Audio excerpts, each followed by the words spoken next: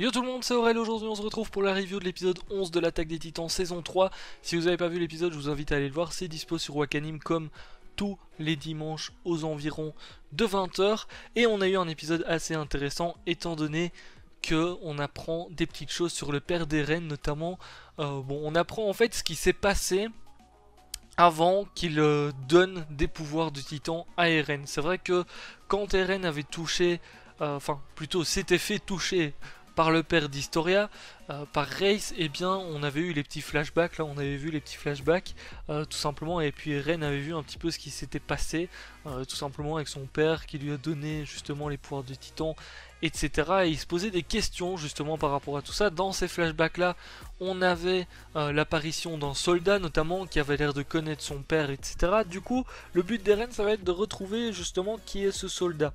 Bon, juste avant ça, on a quand même eu un petit moment où on voit comment Historia a repris un petit peu le royaume, comment est-ce qu'elle s'occupe du royaume, et on voit directement qu'elle s'occupe beaucoup plus, enfin, elle est là pour aider en tout cas les bas-fonds, les plus pauvres, etc. C'est vrai que ça change par rapport à avant, donc je pense qu'à l'intérieur des murs, eh bien, il y aura un petit peu plus de gens heureux maintenant que c'est Historia qui a pris un petit peu tout simplement les décisions, enfin elle prend des décisions pour le peuple, hein, tout simplement.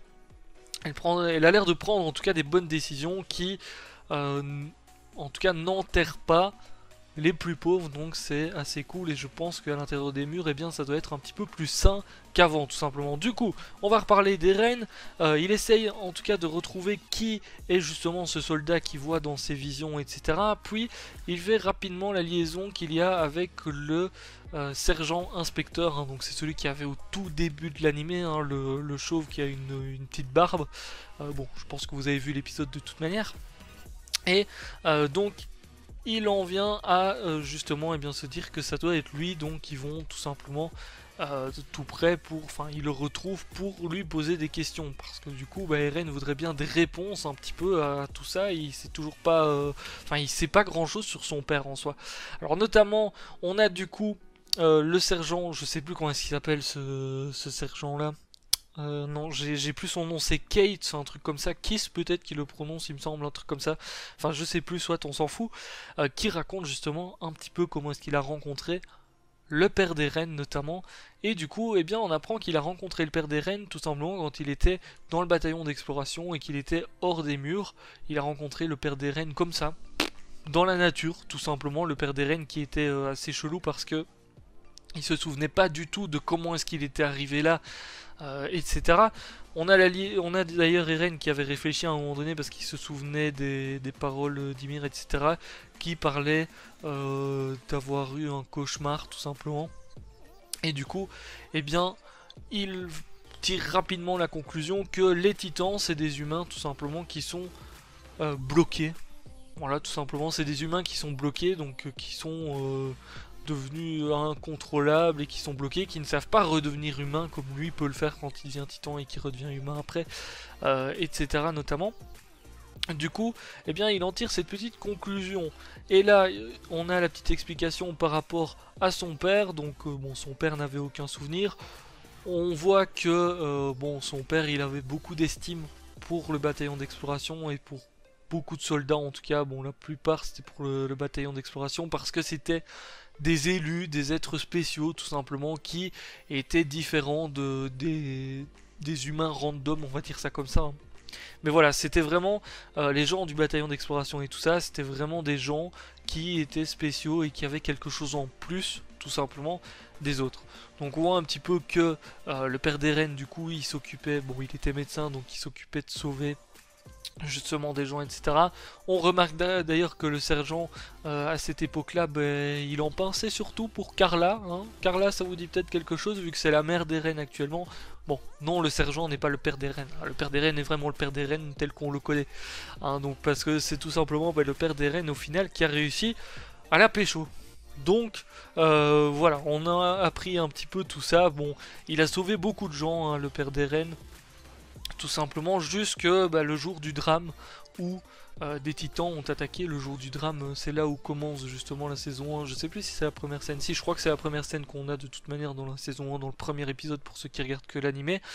eh bien c'est le jour du drame où les titans attaquent tout simplement et où eh bien la mère des reines meurt tout simplement bouffée par un titan. On en arrive là et c'est à partir de là que la décision du père d'Eren a tout simplement été prise de eh bien, donner des pouvoirs de titan à Eren pour qu'il venge sa mère. Donc c'est vrai qu'on a, on a en fait tout ce qui s'est passé avant que cette décision soit prise du côté du père d'Eren notamment, et on peut lier ça avec du coup eh bien, les flashbacks qu'a eu Eren quand Drace l'a touché, vu que c'est la suite tout simplement.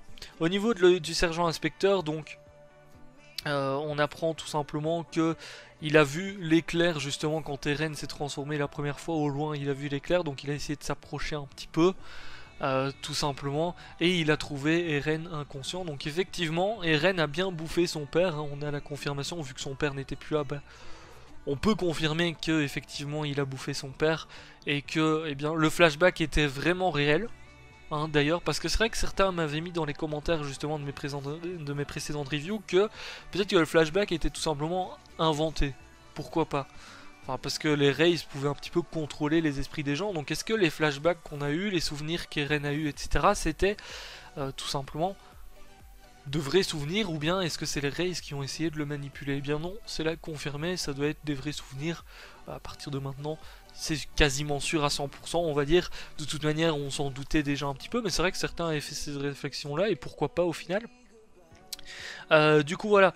On apprend aussi au niveau de l'inspecteur, parce que du coup, on a pas mal de choses autour de lui, on a un petit peu son état d'esprit qui change petit à petit. Il était dans le bataillon d'exploration au départ, et puis au final, le père d'Eren l'a fait changer. Parce que, eh bien, il se posait la question, est-ce que moi je suis un être spécial ?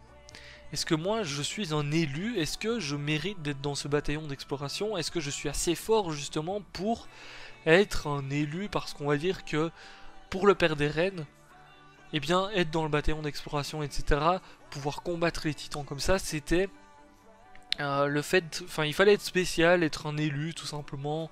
Voilà. Et est-ce que le sergent est un élu ou pas? Eh bien au final il en tire la conclusion que non.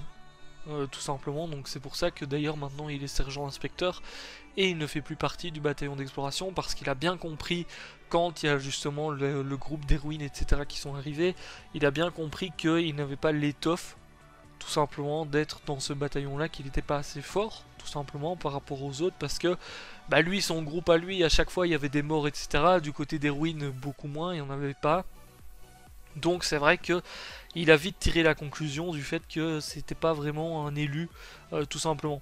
Bon, on a une petite parole quand même, à un moment donné, il voit justement la mère d'Eren avec Eren dans ses bras, hein, donc c'était quand Eren était encore bébé.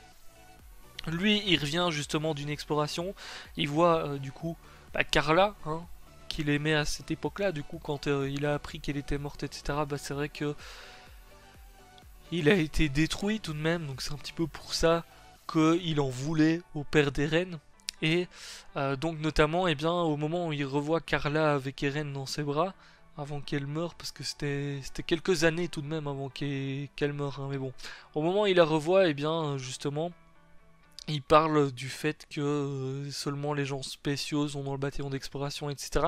Et puis il y a Carla qui lui dit, moi, mon fils, c'est pas un élu, c'est pas quelqu'un de spécial, en tout cas pour les gens, mais à mes yeux, il est spécial, etc. Donc, bon, il y a une petite conclusion qui est faite quand même sur le fait que n'importe qui peut être un élu, mais pas forcément aux yeux de tout le monde notamment. Donc, l'épisode termine là-dessus avec cette petite, justement, cette petite phrase, on va dire, cette petite morale.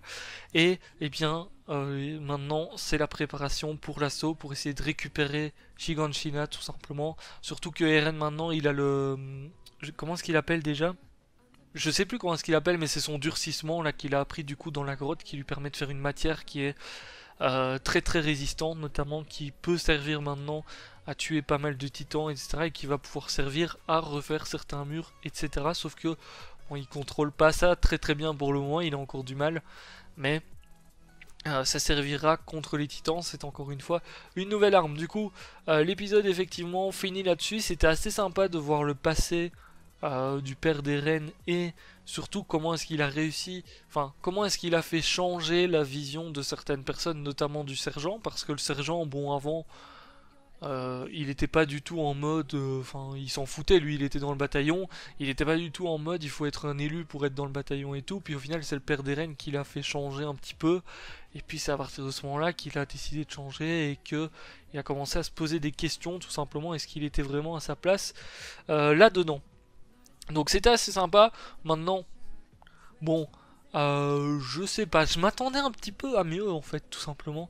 Parce que le père d'Eren reste tout de même assez mystérieux. Au final, on a eu effectivement des informations, on a eu un petit peu ce qui s'est passé avant qu'Eren devienne un titan, enfin, etc. Mais le père d'Eren est toujours très bizarre. Alors effectivement, si on lit au fait que la théorie d'Eren, ça serait que les titans, ça soit des humains, mais qui sont en plein cauchemar, qui ne se contrôlent plus et du coup qui n'arrivent pas à redevenir humains, etc.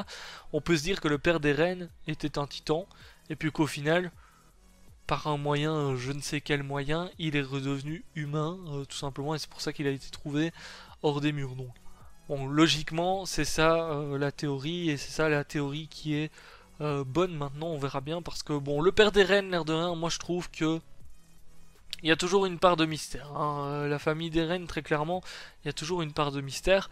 Et j'espère qu'à un moment donné, ils vont aller là avec la clé d'Eren dans la petite cabane là. Parce que bah il est temps d'en apprendre un petit peu plus, tout simplement, dans la petite cave. Je crois que c'est une cave, hein, si je me trompe pas. Enfin, j'espère qu'ils vont y aller tout simplement pour en apprendre un petit peu plus à ce niveau-là par rapport à son père, etc.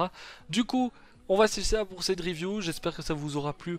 En tout cas, c'était un épisode tout de même assez intéressant. N'hésitez pas à me dire ce que vous en avez pensé. Il y avait pas mal d'émotions dans cet épisode. Je sais que le dernier épisode, notamment, avait touché pas mal de personnes parce que c'était sur le passé, notamment de Levi et de Kenny. Ici, boum, on est sur le passé du père, du coup, d'Eren et du sergent inspecteur. Parce que bon, ça, on parle beaucoup des deux, hein. Même le sergent inspecteur, au final, on l'a pas mal découvert au final sur cet épisode-ci. Du coup, voilà, c'est très sympa, des épisodes vraiment changeants encore une fois du début de saison, parce que début de saison on n'avait pas trop d'action, mais on avait pas mal de choses qui se passaient, c'était de l'action un petit peu différente. Hein, c'était des coups d'état, des choses comme ça. Ici, on est sur plutôt de l'émotion et tout. Puis, à mon avis, après, on va repartir sur de l'action, mais de la vraie action contre les titans et tout. Donc, voilà, une saison qui change beaucoup. Au final, on n'a pas le temps de s'ennuyer, j'ai envie de dire. Sur ce, je vous laisse là. Je vous dis à très très bientôt pour une prochaine vidéo. Ciao, bye bye.